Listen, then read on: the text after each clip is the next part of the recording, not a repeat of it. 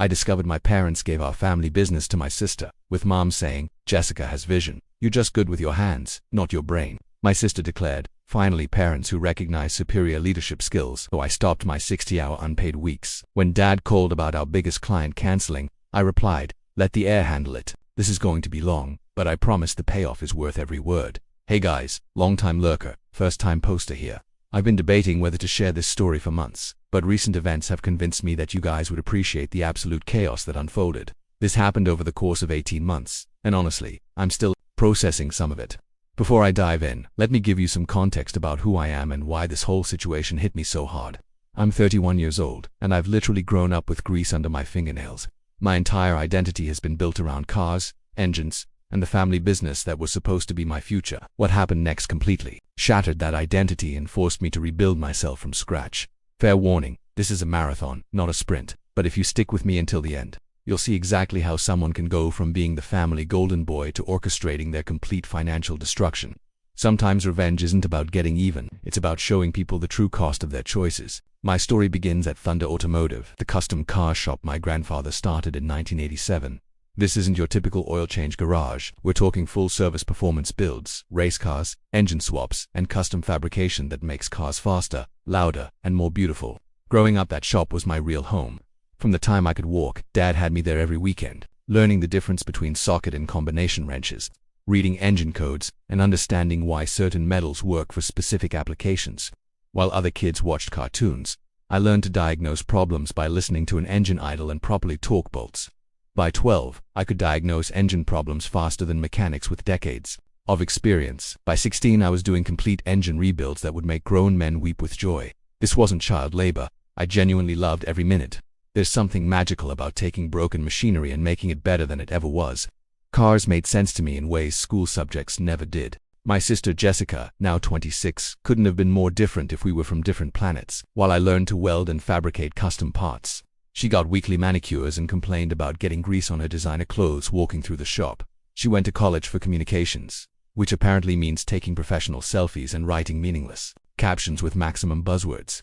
After high school, I went straight into Thunder full-time. Dad promised I was building something for myself, that Thunder would be mine someday, that all the sacrifice would pay off when I inherited the business. I believed him completely. Why wouldn't I? Here's where things get twisted. For 8 years, I've worked 70 to 80-hour weeks for exactly $42,000 annually. Master mechanics with my skills typically earn $75,000 to $90,000. Custom fabricators who do my level of work often pull $100,000 plus, especially in our market where wealthy clients pay premium prices. I was working for half my market value because Dad convinced me it was an investment in your future and keeping costs down while the business grows. Meanwhile, Jessica shows up maybe 20 hours per week as social media manager, making $38,000. Her job consists of posting Instagram stories of cars I built with captions subtly, taking credit for my work, flirting with male customers, and planning marketing events that are really just company-funded parties. Thunder generates $1.2 million annually. We employ 6 mechanics, 2 apprentices, and we're booked solid for months out. I handle virtually all complex custom builds personally, frame-off restorations, modern LS swaps into classics. I also manage the crew, deal with difficult customers, coordinate suppliers, and run daily operations while Dad focuses on big-picture stuff, playing solitaire and taking long lunches.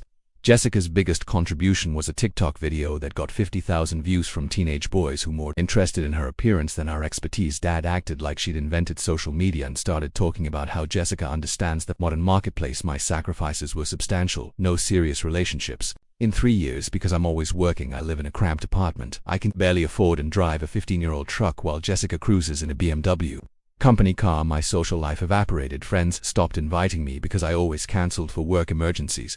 The breaking point came last Christmas with our biggest contract ever.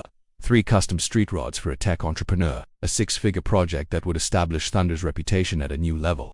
I spent 3 solid months designing everything from scratch, working every weekend, sleeping at the shop more than home. Jessica's contribution was posting behind-the-scenes videos, posing next to my work with captions like, "Another masterpiece from the Thunder team. So proud of what we accomplished." Teamwork. She spent maybe 10 minutes total looking at the cars. When the client picked up his completed vehicles, he was blown away. He spent an hour praising the craftsmanship and handed Dad an additional $15,000 cash tip, saying it was well-deserved for work exceeding every expectation. Dad pocketed that tip without mentioning it to me. That evening, he took Jessica to celebrate at the city's most expensive steakhouse. I found out from Jessica's Instagram story, champagne and lobster photos captioned, "Celebrating another successful Thunder project. Blessed Archie, your hard work pays off." I should have seen the writing on the wall then. But apparently I've always been slow at reading people's true intentions. The moment that changed the entire trajectory of my life happened 3 months ago on what seemed like a completely ordinary Tuesday evening. I was staying late at the shop to finish installing a turbocharger system on a customer's Mustang Jeep, one of those jobs that should take 6 hours, but always ends up taking 8 because you discover 3 other problems that need fixing along the way. Around 9 p.m., I realized I needed the shop's current insurance policy number to complete some paperwork for the customer. All of our important documents are kept in a filing cabinet in Dad's office, which is usually locked up tight after business hours. But that particular evening, Dad had forgotten to lock it when he left for the day. I went into his office and started digging through the filing cabinet, looking for the folder marked insurance policies. Dad's organizational system has always been questionable at best, so I was shuffling through dozens of randomly ordered folders when I spotted something that made my blood run cold. There was a manila folder marked Succession Planning, Confidential, tucked between some old tax documents. The moment I saw those words, my heart started pounding so hard I could hear it in my ears. You know that feeling when you discover something you absolutely weren't supposed to see, but you can't stop yourself from looking. That moment when curiosity and dread are fighting for control of your brain. That was exactly this situation. My hands were literally shaking as I opened the folder. Inside was a complete legal document outlining the future ownership transfer of Thunder Automotive. According to the paperwork, effective on Dad's 60th birthday next year, 100% ownership of the business would transfer to Jessica, not shared ownership between the 2 kids, not a partnership arrangement, not even a controlling interest with minority shares. For me, everything. The shop, the equipment, the customer relationships, the reputation I'd spent 8 years building, all of it would belong to Jessica. But that wasn't even the worst part. As I kept reading through the documents, I found email chains between Dad and his attorney going back 6 months. The discussions weren't just about transferring ownership, they were about what to do with me afterwards. There were detailed conversations about ensuring Jessica's financial security and multiple references to how Tyler will land on his feet. He's got the skills to start his own place somewhere else. The most devastating section was titled Employee Transition Plan, which was essentially a roadmap for my termination. According to their timeline, I would be fired approximately 6 months after Jessica officially took ownership. The stated reasoning was that I would be too expensive to maintain on staff, and that Jessica would need to establish her own management style without interference from previous leadership. They weren't just planning to cut me out of ownership, they were planning to remove me from the business entirely once Jessica was established as the owner. The business that I had literally built with my own hands. The reputation that existed primarily because of my work and expertise. The customer relationships that I had developed and maintained. All of it was going to be taken away from me and handed to someone who couldn't change her own oil. I sat in that office chair reading and rereading those documents until almost 3 a.m., trying to process the magnitude of the betrayal.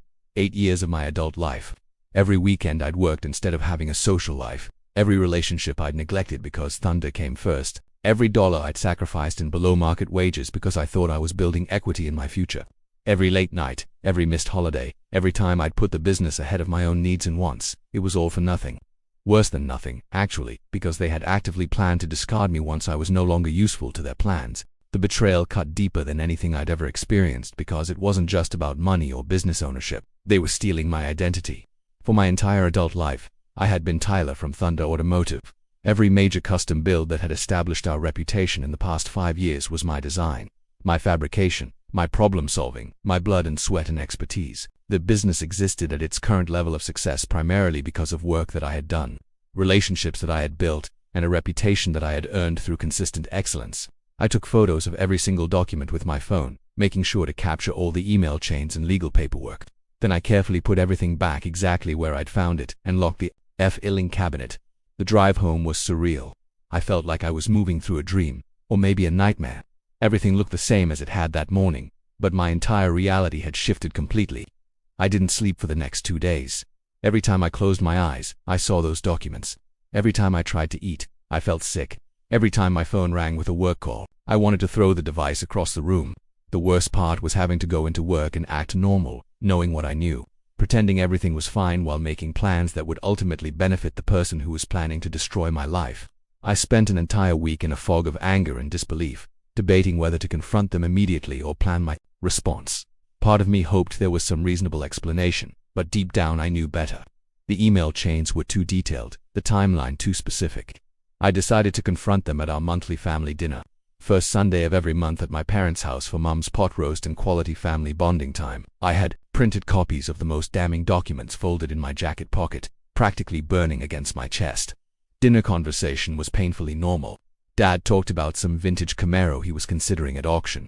Jessica showed off photos from her latest business trip to Miami, obviously a company-funded vacation, and Mom discussed their upcoming Caribbean cruise for Dad's birthday. Meanwhile, I sat there knowing they were planning to completely upend my life in 9 months. After Mom served her homemade apple pie, I pulled out the documents and spread them across the dining room table. "I found something interesting in your office the other night, Dad," I said, trying to keep my voice steady.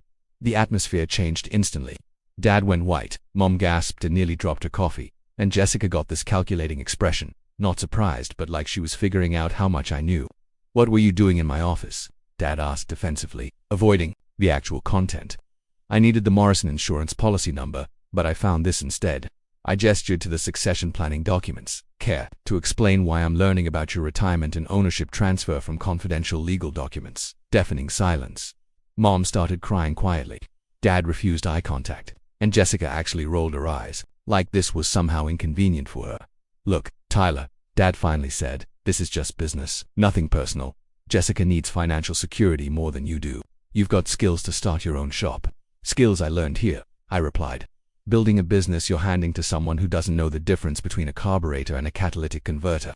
"I know more about this business than you think," Jessica snapped. "I understand customer relations, marketing, business development. You just work on the mechanical stuff.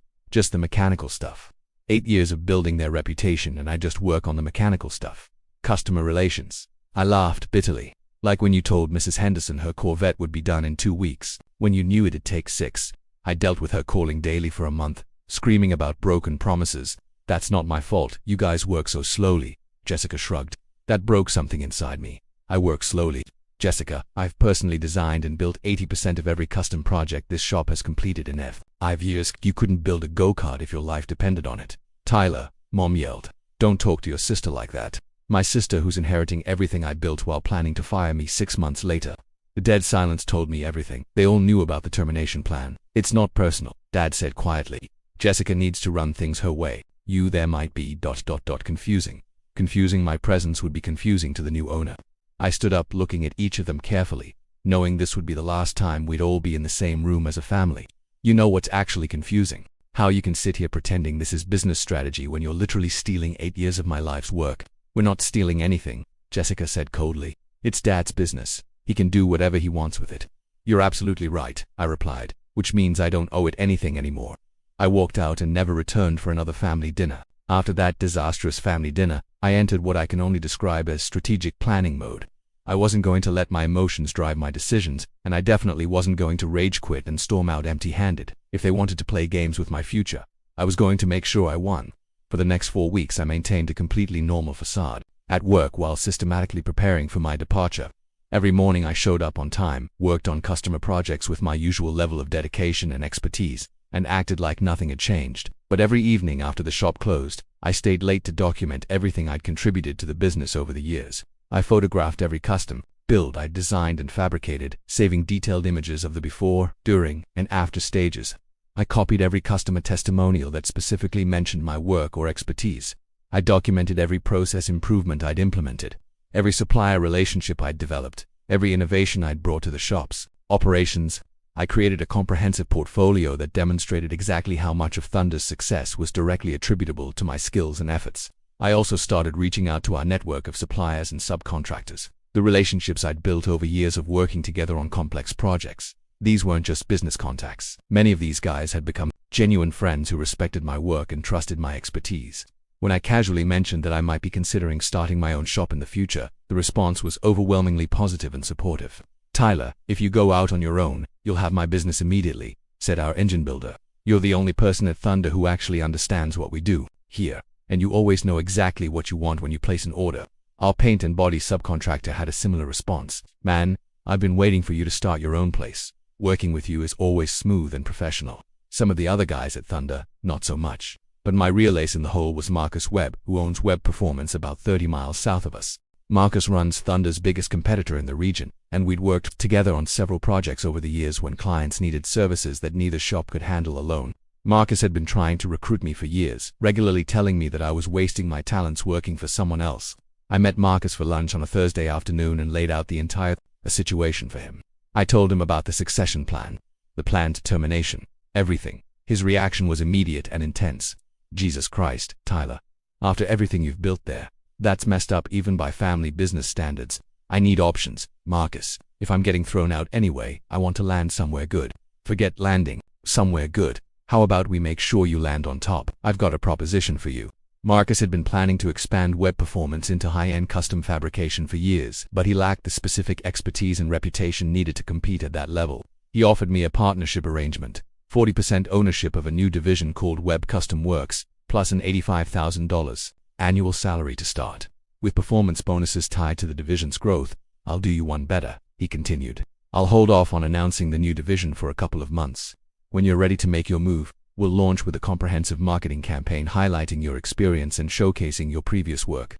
Your reputation will follow you, and their best clients will follow your reputation. It was perfect. Not only would I land on my feet financially, but I'd be taking a significant chunk of Thunder's most profitable business with me. The high-end custom clients who specifically sought out my expertise would have every reason to follow me to Web Custom Works. I also reached out to Jake Morrison, the tech entrepreneur whose 3 street rods I'd built the previous year. He'd been so impressed with my work that he'd already referred several other wealthy clients to Thunder, representing hundreds of thousands of dollars in potential future business.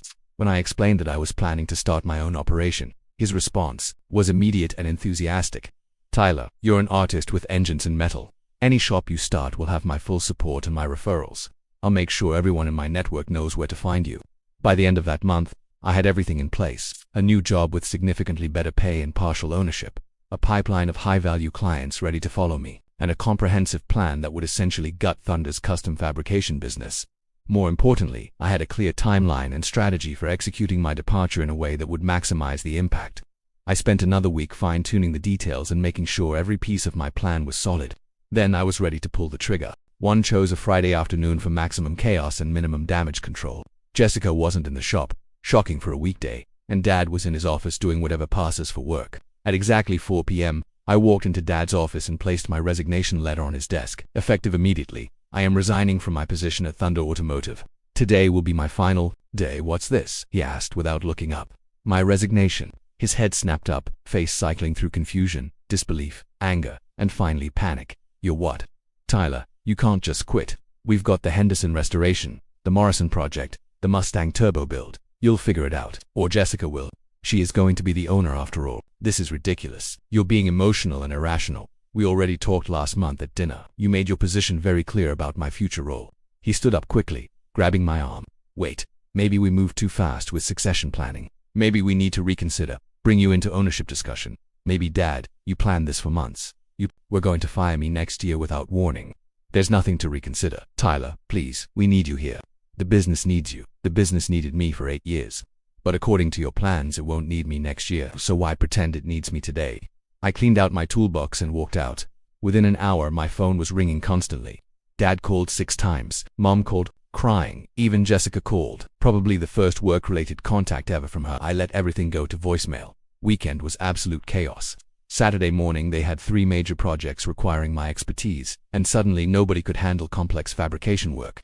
Dad tried getting other mechanics to cover, but they were parts installers, not custom fabricators. Carlos called Saturday evening.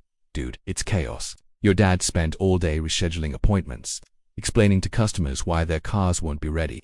Jessica showed up for an hour, took selfies, then left when she realized there was actual work. Monday morning, Dad appeared at my apartment at 6 a.m., looking like he hadn't slept. You've made your point.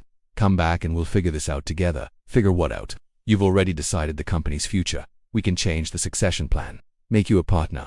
Maybe 50-50 ownership with Jessica. Now you want to make me a partner after I quit. After your golden child proved she can't handle one day without me. She's learning. She needs time and experience. Time to learn what the difference between a wrench and screwdriver. Dad, she couldn't assemble IKEA furniture, let alone run a custom shop. He looked defeated. What do you want? Name your terms. I don't want anything from you. I'm done with Thunder. That's when I delivered the knockout punch. Oh, and Dad. Web Performance is announcing their new custom fabrication division next week. Guess who's running it? The color drained from his face. He knew exactly what that meant for Thunder's business. "Tyler, you can't do that. That's betrayal of everything we built together." "No, Dad, betrayal is what you did to me. This is just business." The next 6 weeks were pure entertainment from my perspective. I started at Web Custom Works and immediately felt like I could breathe again for the first time in years. Marcus had set me up with an incredible workspace, all new equipment, unlimited budget for specialized tools, and complete creative freedom to build the kind of projects I'd always dreamed of working on. Meanwhile, Thunder Automotive was collapsing faster than a house of cards in a hurricane. Carlos became my unofficial source of daily updates about the chaos, and every phone call was more entertaining than the last. Week 1 was a disaster of epic proportions. Dude, they've had to reschedule or cancel 12 appointments because Jessica tried to handle customer consultations on her own. She quoted a complete suspension rebuild as 4 hours of labor. 4 hours. She literally thought a full suspension rebuild would take 4 hours. Week 2 got progressively worse. Remember that twin-turbo Mustang build for the pharmaceutical rep? Jessica told the customer it would add at least 300 horsepower, maybe 400 if we really dial it in. Now he wants performance guarantees in writing, and she's completely panicking because she has no idea what turbo setup can actually deliver on a stock engine. Week 3 brought the first major client loss. They lost the Morrison referral. You know, the guy who was going to have us build that custom Chevelle. Jessica showed up to the consultation wearing club clothes and spent the entire meeting taking selfies with his car and asking if she could post them on Instagram. He walked out halfway through and called Web Performance that afternoon. Week 4 was when the financial impact really started hitting home. Henderson came by screaming again. Jessica promised his Corvette would be done this week, but nobody's even started the bodywork yet. He's threatening to take the car somewhere else and demand a full refund for work that hasn't been completed. But the real fireworks started when Web Custom Works officially launched. Marcus and I had planned the announcement perfectly, timing it for maximum impact during the spring season when people start thinking about their summer car projects. We put out a comprehensive press release highlighting my 8 years of experience and showcasing detailed photos of my previous custom builds, carefully avoiding any copyrighted Thunder material while making it obvious who had actually done the work. The response was immediate and overwhelming. Within 48 hours of our announcement, 6 of Thunder's biggest clients called to schedule consultations with Web Custom Works.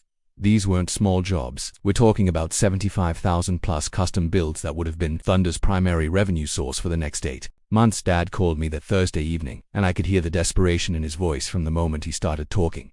"Tyler, this isn't right. You're actively trying to destroy everything we've built." "I'm not trying to destroy anything, Dad. I'm just giving customers what they want. Quality work from someone who actually knows what he's doing.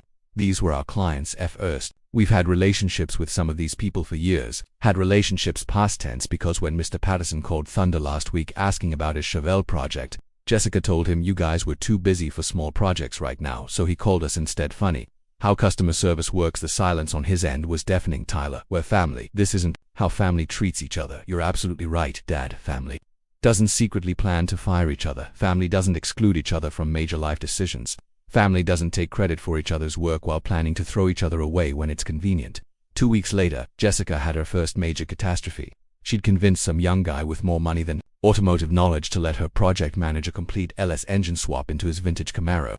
This should have been a straightforward job for someone with actual experience, but Jessica treated it like she was directing a movie instead of managing a complex mechanical project. She decided to live stream the entire build process on Instagram, providing running commentary about how easy engine swaps are and how she was totally in charge of every aspect of the project. The problem was that she kept giving the mechanics incorrect instructions, insisted they used the wrong parts because they looked cooler in the video, and generally turned what should have been a 3-day job into a 2-week nightmare of corrections and repairs. The final disaster came when she insisted they paint the engine bay bright pink because it would totally pop on social media and get us tons of viral attention.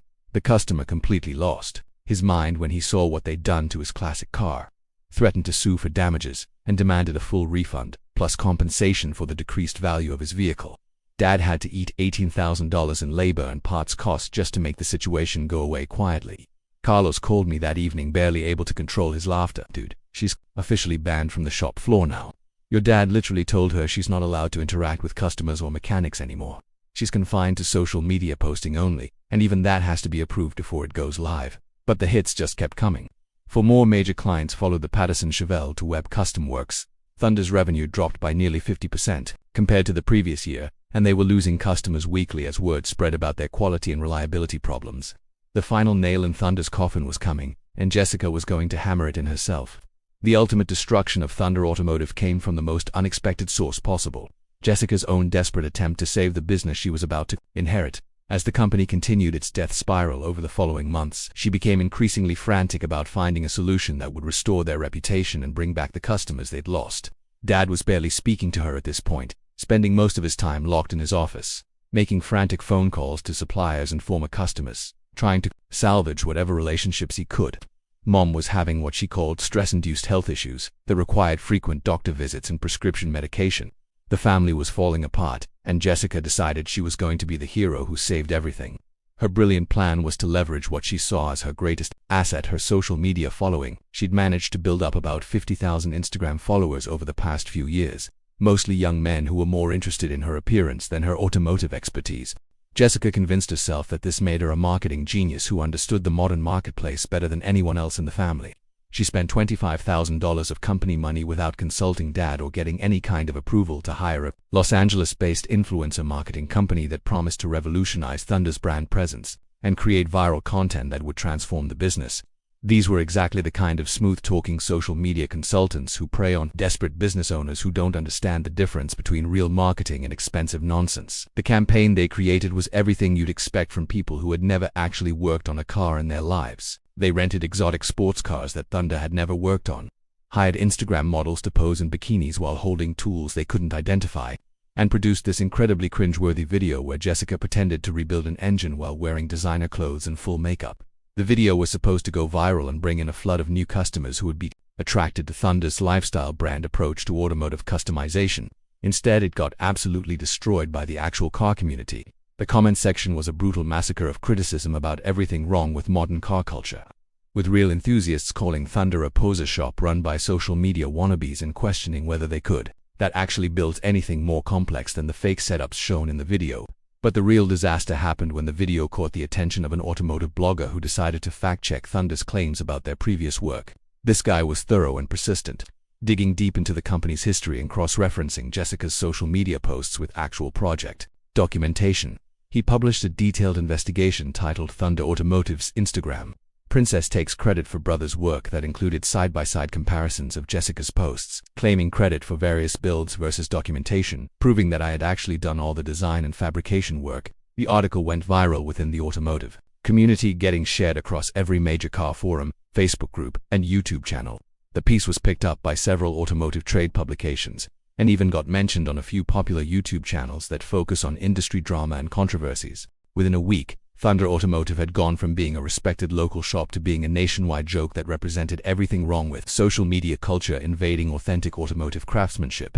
The reputational damage was catastrophic and immediate. Existing customers started canceling their projects and demanding refunds.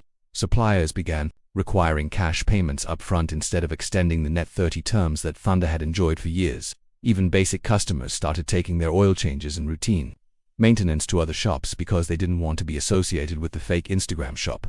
3 weeks after the video was published, Thunder Automotive was essentially bankrupt. They couldn't make payroll, couldn't pay suppliers, and had no customers willing to trust them with significant projects. Dad was forced to lay off 4 of the 6 mechanics, keeping only Carlos and one other guy to handle the handful of basic repair jobs they still had coming in.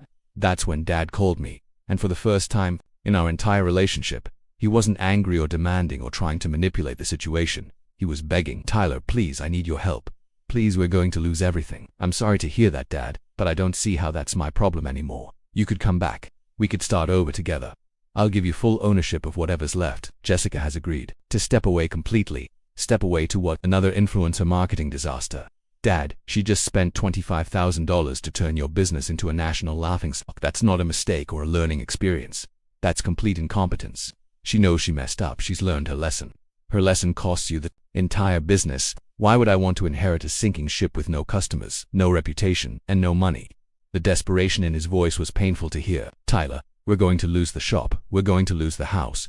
Everything your grandfather built. Everything I've worked for my entire adult life. Your mother, this stress is killing her. She's been crying every day for 2 months. That's really unfortunate, Dad. But you made your choices when you decided Jessica was more valuable than the son who actually built your business. I was wrong. I was completely wrong about everything. You were right about Jessica, right about the business, right about everything. I should have listened to you years ago. You should have included me in the succession planning from the beginning instead of secretly arranging to steal my life's work. I know I messed up, but we're still family. Can't we find a way to work this out?" That weekend, Thunder Automotive officially closed permanently. Dad couldn't make the F&L payroll, couldn't pay the outstanding supplier invoices, and had no realistic prospect of generating enough revenue to continue operations. 35 years of business, gone in less than 8 months. The final insult came when they had to auction off all the shop equipment to pay the most pressing debts. I went to the auction and bought back my old fabrication tools for about 20% of their actual value. The same tools I'd used to build Thunder's reputation were now mine legally and officially, purchased from the wreckage of the business that had tried to discard me. Dad was there watching them auction off his life's work, piece by piece. When he saw me buying the equipment, he completely broke down. "Tyler, I'm so sorry. I'm sorry about everything. You were right about Jessica, right about the business, right about everything I should have done differently. She never understood what we actually do here, never cared about the craftsmanship or the relationships with customers. She just wanted the money and the status." "Where is Jessica now?" I asked. "Gone. She moved to Los Angeles with some influencer boyfriend she met through that marketing company. She hasn't called or texted since the business closed. Left us with all the debt and all the problems she created." Mum came over with tears streaming down her face. "Tyler, honey, please, your father made terrible mistakes, but we're still family. We're losing our house. We don't have any retirement savings left. Can't we figure out some way to work together again?" I looked at both of them, broken, defeated, facing bankruptcy because they had chosen the wrong child. To bet their future on. Part of me felt sorry for them, but a larger part of me remembered 8 years of being taken for granted, 8 years of sacrificing my own needs for their benefit, 8 years of building something I thought would be mine someday. You made your choice 8 years ago when you decided I wasn't worth including in succession planning discussions. You made it again when you decided to fire me after handing the business to Jessica. And you made it every single day when you praised Jessica for work I did while paying me half of what I was worth. "We can start over," Dad pleaded. "We can rebuild together." "I've learned my lesson." "No, we can't, because I already rebuilt, and I did it without you." I left him there at the auction and never looked back. Web Custom Works is now the premier high-end automotive customization shop in our region. We're booked solid for the next 10 months. Have a waiting list of clients that stretches over a year for major projects, and just hired our 8th full-time fabricator. Marcus offered to sell me an additional 20% ownership stake in the company, and my annual earnings are now approaching $140,000 plus profit.